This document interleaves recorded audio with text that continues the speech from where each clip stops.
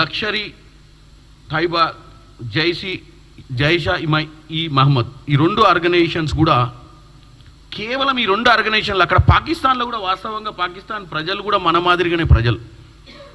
కానీ ఈ రెండు ఆర్గనైజేషన్స్కి గతంలో పాకిస్తాన్ ప్రభుత్వం, గతంలో పాకిస్తాన్కు ఉన్నటువంటి ఆర్మీ వాళ్ళు ఉన్నటువంటి దురుద్దేశంతో ఈ రెండు ఆర్గనైజేషన్కి అక్కడ షెల్టర్ ఇవ్వడం జరిగింది ఆ దేశంలో. అక్కడి నుంచే ఈ కార్యకలాపాలు నడుస్తున్నాయి. అక్కడి నుంచే వీళ్ళు ప్రతిసారి నేను చెప్పిన 4 మేజర్ యుద్ధాలే కాకుండా మధ్యన జరుగుతున్నటువంటి ఇన్ఫిల్ట్రేషన్స్ కానీ, మధ్యన జరుగుతున్నటువంటి బాంబ్ బ్లాస్ట్లు కానీ, ముంబై బాంబ్ బ్లాస్ట్ కానీ, హైదరాబాద్ బాంబ్ బ్లాస్ట్ కానీ, అన్ని సందర్భాలలో కూడా ఈ ఆర్గనైజేషన్సే ఎక్కువ స్లీపర్ సెల్స్ని ముందే ఈ దేశంలోకి ఇన్ఫిల్ట్రేట్ చేసి ఇటువంటి సందర్భాలు క్రియేట్ చేసినటువంటి పరిస్థితి.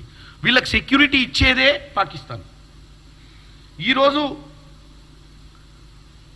మనం చేసిన టార్గెట్స్ సివిలియన్స్ని టార్గెట్ చేయలే మనం.